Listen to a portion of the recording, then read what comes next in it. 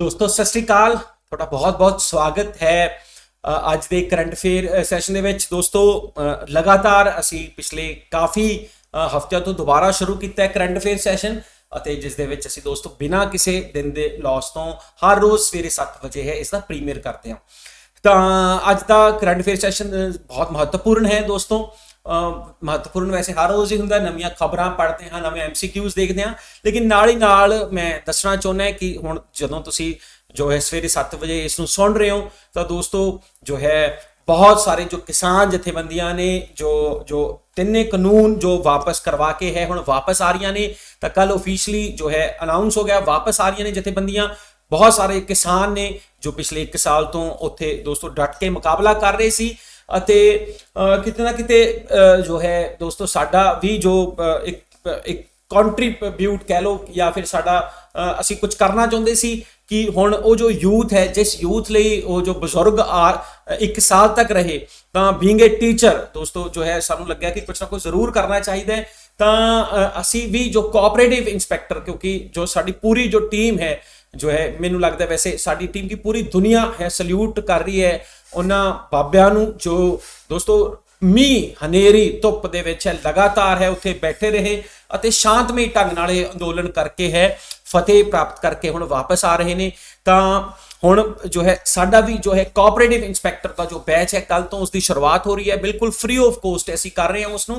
उसदियां जो पूरियां डिटेल्स भी तुहानूं अलग अलग वीडियोज़ दे विच मिली गई होणीआं अते इह जो फ्री जो बैच है साडा पूरा तरह है डेडिकेटेड रहेगा ताकि साडी कोशिश रहेगी कि जो यूथ है वो सिर्फ तो सिर्फ इत्थे मैं सिर्फ पैसे की गल नहीं करना चाहांगा, मैं गल करना चाहांगा कि जो बेस्ट रिसोर्सेज ने स्टेट के जो बेस्ट टीचर्स ने साडी कोशिश रहेगी दोस्तों अपने आप नूं जो बेस्ट है वैसे हर कोई कहता है असी भी कह दिंदे हां लेकिन साडी कोशिश रहेगी बेस्ट बनने की ताकि दोस्तों उन्हां दी जो सिलेक्शन है जो तुसीं मेहनत करते हो जरूर हो सके।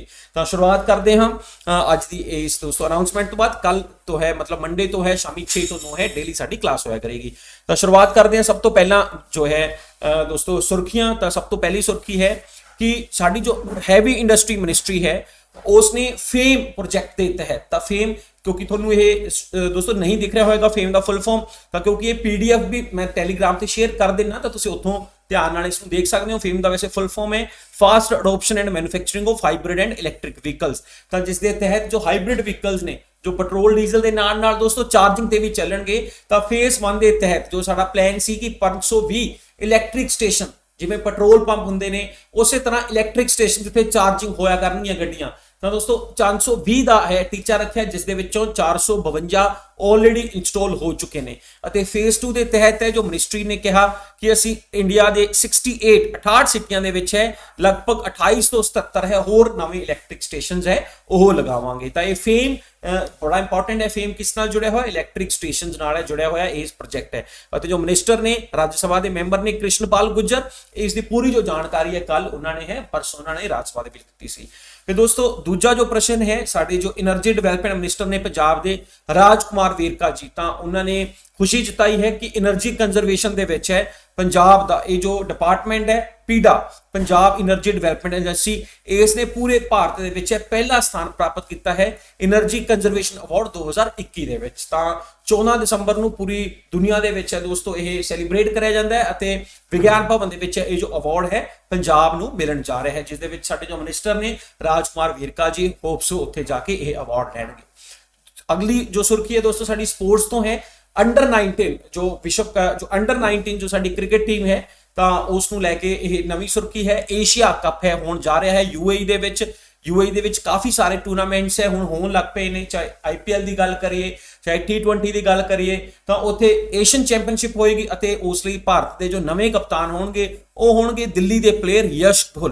तो असी जिवें कल भी गल कीती सी जिवें ODI अते T20 लई नवे कप्तान चुन ले गए ने रोहित शर्मा टेस्ट मैचेस लिए इवन विराट कोहली ही साडे कप्तान रहणगे अते उस लई जो उप कप्तान रोहित शर्मा रहणगे। उस तरह अंडर 19 का जो एशिया कप के जो साडे कप्तान ने सानू नाम जरूर पता होना चाहिए यश धुल।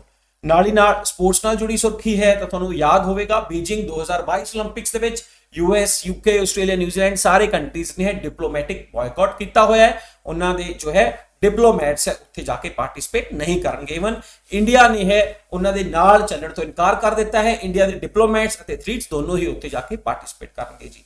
ਫਿਰ ਅਗਲੀ ਖਬਰ ਦੁਨੀਆ ਵਿੱਚ ਦੋਸਤੋ ਆਰਕੀਟੈਕਚਰ ਦੇ ਵਿੱਚ ਹੈ। ਆਰਕੀਟੈਕਚਰ ਦੇ ਫੀਲਡ ਵਿੱਚ ਸਭ ਤੋਂ ਜੋ ਵੱਡਾ ਅਵਾਰਡ ਹੈ ਉਸ ਦਾ ਨਾਮ ਹੈ ਰਾਇਲ ਗੋਲਡ ਅਵਾਰਡ, ਅਤੇ ਇਹ ਜੋ ਰਾਇਲ ਗੋਲਡ ਅਵਾਰਡ ਹੈ ਇਹ ਦਿੱਤਾ ਜਾਂਦਾ ਹੈ royal institute of British architecture ਦੁਆਰਾ। ਤਾਂ ਇਹ ਜੋ ਅਵਾਰਡ ਹੈ ਇਸ ਲਈ ਖਾਸ ਹੈ ਕਿਉਂਕਿ 2022 ਲਈ royal institute of British architecture ਨੇ ਇੰਡੀਅਨ ਆਰਕੀਟੈਕਚਰ ਜਿਨ੍ਹਾਂ ਦਾ ਨਾਮ ਹੈ ਬਾਲ ਕ੍ਰਿਸ਼ਨਾ ਢੋਸ਼ੀ ਜੀ ਨੂੰ ਚੁਣਿਆ ਹੈ।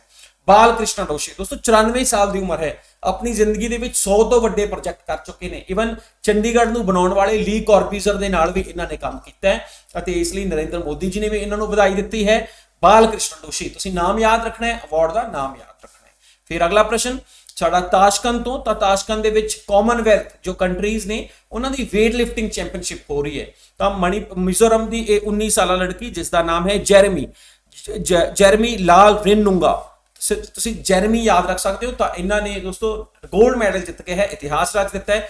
ਤਾਂ ਜੈਰਮੀ ਦੇ ਨਾਲ ਇੱਕ ਹੋਰ ਪਲੇਅਰ ਹੈ ਜਿਨ੍ਹਾਂ ਨੇ ਹੈ 골ਡ ਮੈਡਲ ਜਿੱਤਿਆ ਹੈ। ਤਾਂ ਉਸ ਦਾ ਜੇ ਨਾਮ ਤੁਹਾਨੂੰ ਪਤਾ ਹੈ ਤਾਂ ਜ਼ਰੂਰ ਦੱਸੋ, ਨਹੀਂ ਹੈ ਤੁਸੀਂ ਜੋ ਹੈ ਨਿਊਜ਼ ਹੈ ਅਖੀਰ ਤੱਕ ਸੁਣੋ ਕਿਉਂਕਿ ਉਸ ਨਾਲ ਜੁੜਾ ਇੱਕ MCQs ਵੀ ਹੈ।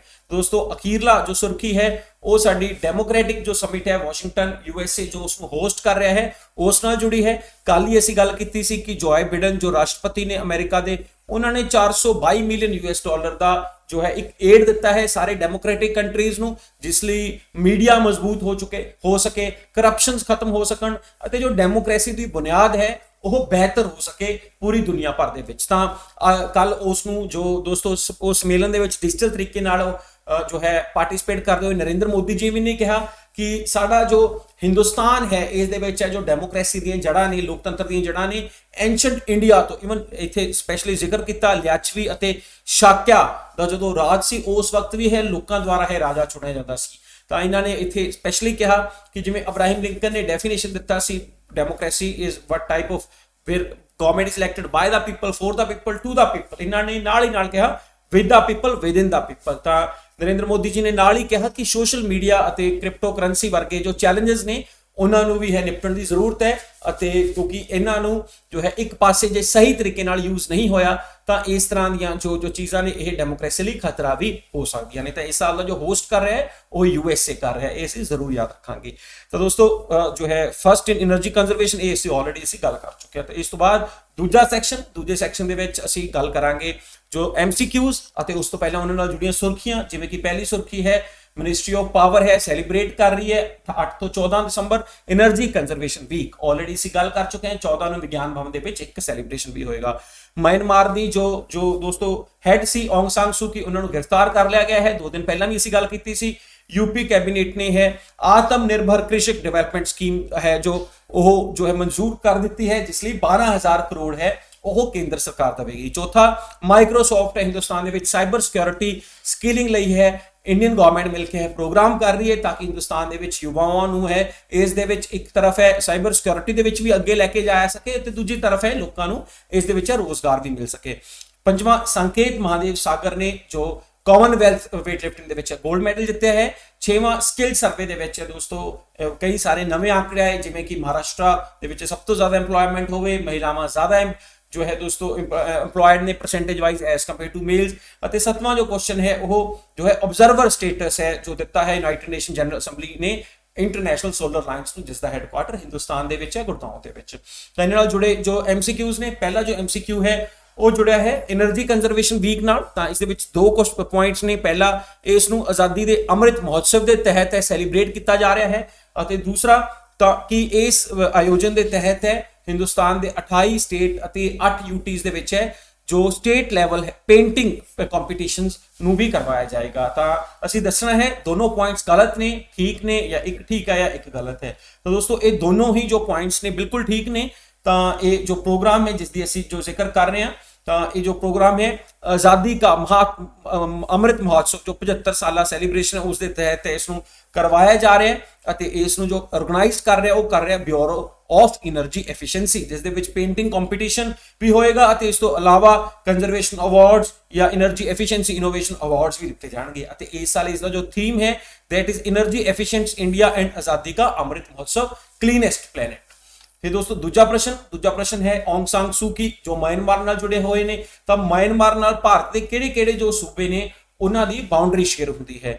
ਤਾਂ ਅਸਾਮ, ਅਰੁਣਾਚਲ, ਨਾਗਾਲੈਂਡ, ਮਿਜ਼ੋਰਮ, ਮਣੀਪੁਰ। ਤਾਂ ਜੇ ਤੁਸੀਂ ਮੈਂ ਤੁਹਾਨੂੰ ਜ਼ਰੂਰ ਇੱਕ ਸੁਜੈਸ਼ਨ ਦਵਾਂਗਾ ਕਿ ਆਪਣੇ ਘਰ ਦੇ ਵਿੱਚ ਜੇ ਤੁਸੀਂ ਤਿਆਰੀ ਕਰ ਰਹੇ ਹੋ ਸੀਰੀਜ਼ ਇੰਡੀਆ ਦਾ ਅਤੇ ਇੱਕ ਵਰਲਡ ਮੈਪ ਫਿਜ਼ੀਕਲ ਹੈ ਜ਼ਰੂਰ ਹੈ ਲਗਾ ਕੇ ਰੱਖੋ, ਹਰ ਰੋਜ਼ ਸਵੇਰੇ ਉੱਠਦੇ ਹੀ ਇੱਕ ਵਾਰ ਜ਼ਰੂਰ ਉਸ ਦੇ ਉੱਪਰ ਨਜ਼ਰ ਮਾਰੋ। ਤਾਂ ਦੋਸਤੋ ਇਸ ਦੇ ਵਿੱਚ ਅਸਮ ਛੱਡ ਕੇ ਬਾਕੀ ਸਾਰੇ ਹੀ ਸਟੇਟਸ ਅਰੁਣਾਚਲ, ਨਾਗਾਲੈਂਡ, ਮਿਜ਼ੋਰਮ, ਮਣੀਪੁਰ ਇਸ ਸਟੇਟ ਦੇ ਵਿੱਚ ਇਹ ਮੈਪ ਦੇ ਵਿੱਚ ਬਿਲਕੁਲ ਕਲੀਅਰ ਹੈ। ਤਾਂ ਅਸੀਂ ਦੇਖ ਰਹੇ ਹਾਂ ਕਿ ਚਾਹੇ ਉਹ ਮਿਜ਼ੋਰਮ ਹੋਵੇ, ਮਣੀਪੁਰ, ਨਾਗਾਲੈਂਡ, ਅਰੁਣਾਚਲ, ਇਹ ਸਾਰੇ ਹੀ म्यांमार ਨਾਲ ਆਪਣੀ ਬਾਉਂਡਰੀ ਸ਼ੇਅਰ ਕਰਦੇ ਨੇ, ਨਾਰਥ ਈਸਟ ਦੇ ਸਟੇਟਸ ਨੇ। ਅਤੇ ਔਂਗ ਸਾਂਗ ਸੂ ਕਰਕੇ ਉਹਨਾਂ ਦੀ 2 ਸਾਲਾ ਗ੍ਰਿਫਤਾਰੀ ਕਰਕੇ ਅੱਜਕੱਲ म्यांमार ਚਰਚਾ ਦੇ ਵਿੱਚ ਹੈ। तीजा प्रश्न आत्मनिर्भर कृषक इंटीग्रेटेड डेवलपमेंट स्कीम्स के तहत है। तो इस स्कीम के तहत है पूरे यूपी के विच 475 फार्मर प्रोड्यूसर ऑर्गेनाइजेशंस बनाई जाणगियां जो किसानों नाल जुड़ियां समस्यावां नूं हल करनगियां ਅਤੇ ਇਸ ਲਈ 12,000 करोड़ का है जो बजट है वो रखा गया है, जो कि सेंटर अंडर जो एग्रीकल्चर इंफ्रास्ट्रक्चर फंड है वो जो है इसको एलोकेट करेगा। तो दोस्तों ये जो दोनों पॉइंट्स ने ये बिल्कुल ठीक ने। तो उत्तर प्रदेश सरकार है इसको है शुरू कर रही है इस फाइनेंशियल ईयर तो, ताकि किसानों की जो इनकम है, किसानों की जो हालात ने वो होर बेहतर है हो सकन।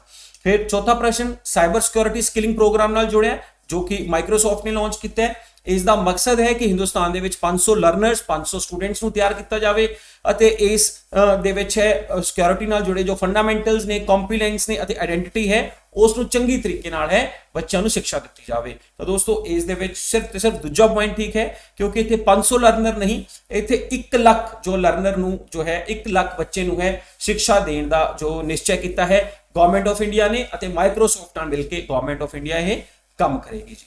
फिर 5वां प्रश्न कि इन्हां विचों तुसीं दसोगे कॉमनवेल्थ वेट लिफ्टिंग चैंपीयनशिप जो ताशकंद दे विच हो रही है किस जो प्लेयर ने है गोल्ड मेडल जीत के है नवा नैशनल रिकॉर्ड है बनाया है। तो दोस्तों इसका उत्तर है संकत महादेव सरगर जी। ये इन्हां दी तस्वीर है संकत महादेव सरगर 49 किलो कैटेगरी दे विच 113 किलो का भार चक के इन्हां ने है इतिहास रच दिता जी। नाम इन्हां दा याद रखना तुसीं, दैट इज द संकेत महादेव सरगर। नाल ही नाल तुसीं जैरमी दा भी नाम रखना है, 19 वर्षीय मिजोरम की लड़की जिसने दोस्तों है जो है इतिहास रचिया गोल्ड मेडल जीत के। फिर अगला प्रश्न इंडिया स्किल रिपोर्ट 2022 नाल जुड़िया हुआ है।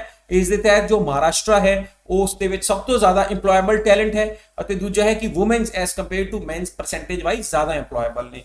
ਤਾਂ ਇਹ ਜੋ ਦੋਨੋਂ ਹੀ ਪੁਆਇੰਟਸ ਨੇ ਦੋਸਤੋ ਬਿਲਕੁਲ ਠੀਕ ਨੇ ਅਤੇ ਇਸ ਦੇ ਵਿੱਚ ਅਸੀਂ ਦੇਖੀਏ ਨੰਬਰ 1 ਮਹਾਰਾਸ਼ਟਰ ਆਇਆ ਹੈ ਅਤੇ ਹੋਰ ਕਈ ਆંકੜੇ ਨੇ ਜਿਵੇਂ ਕਿ ਦੱਸਿਆ ਗਿਆ ਹੈ कि जो पुणे है महाराष्ट्र का उत्थे सब तो ज्यादा है जो स्टूडेंट्स ने टैलेंटेड ने इन्होंने कुछ बेसिक्स टेस्ट लाई सी उन्होंने टेस्टां दे विच सब तो ज्यादा जो नंबर ने हिंदुस्तान दे विच पुणे के स्टूडेंट्स दे आए सी। ज्यादातर किहड़े जो फील्ड दे विच है नौकरी के जो चांसेस ज्यादा ने हिंदुस्तान दे विच फिलहाल जिवें कि IT है, फार्मास्यूटिकल है, ई-कॉमर्स है, बैंकिंग, फाइनेंशियल सर्विस और इंश्योरेंस वर्गे सैक्टर जिथे ज्यादा रोजगार के जो साधन है आने वाले वक्त में बन रहे हैं। फिर 7वां प्रश्न जो है इंटरनेशनल सोलर लाइन्स नाल जुड़िया हुआ है दोस्तों। ये 3 पॉइंट्स ने।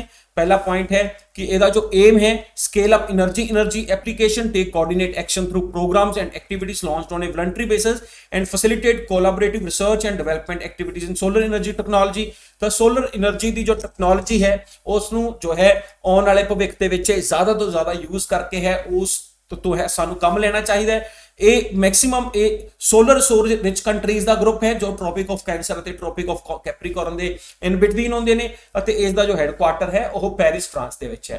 तो दोस्तों इस सिर्फ तीजा पॉइंट गलत है क्योंकि इसका हैडक्वार्टर जो है हिंदुस्तान हरियाणा गुड़गांव के विच है ना कि पेरिस के विच। ये ट्रॉपिक ऑफ कैंसर और ट्रॉपिक ऑफ कैप्रिकॉर्न के बिटवीन वाले जो कंट्रीज ने मुख्य तौर पर इसके मैंबर ने। USA भी रीसेंटली COP26 जो स्टॉकहोल्म के विच हुई सी उस दे विच ही जो है इसका मैंबर बनया सी जी। तो दोस्तों फिलहाल जो है उस समेत है 100 तो वध देश ने जो इसके मैंबर्स ने ਅਤੇ इसका जो हैडक्वार्टर है वो ਤੁਹਾਨੂੰ ਸਭ ਨੂੰ पता है वो है जी गुड़गांव ਦੇ ਵਿੱਚ हरियाणा ਦੇ ਵਿੱਚ। ਤਾਂ ਦੋਸਤੋ ਇਸੇ ਨਾਲ ਅੱਜ ਦਾ ਜੋ ਕਰੰਟ ਅਫੇਅਰ ਖਤਮ ਹੁੰਦਾ ਹੈ। ਉਮੀਦ ਕਰਾਂਗਾ ਕਿ ਤੁਹਾਨੂੰ ਜੋ ਹੈ ਜੋ ਵੀ ਤੁਹਾਨੂੰ ਡਾਊਟਸ ਹੋਣਗੇ ਤੁਸੀਂ ਕਮੈਂਟ ਬਾਕਸ ਦੇ ਵਿੱਚ ਲਿਖ ਸਕਦੇ ਹੋ ਅਤੇ ਉਮੀਦ ਇਹੀ ਹੈ ਕਿ ਜੋ ਹੈ ਇਸ ਤਰ੍ਹਾਂ ਕਰੰਟ ਅਫੇਅਰ ਪੜਾਏ ਜਾਣ ਕਿ ਕਿਸੇ ਡਾਊਟ ਦੀ ਗੁੰਜਾਇਸ਼ ਹੀ ਨਾ ਬਚੇ।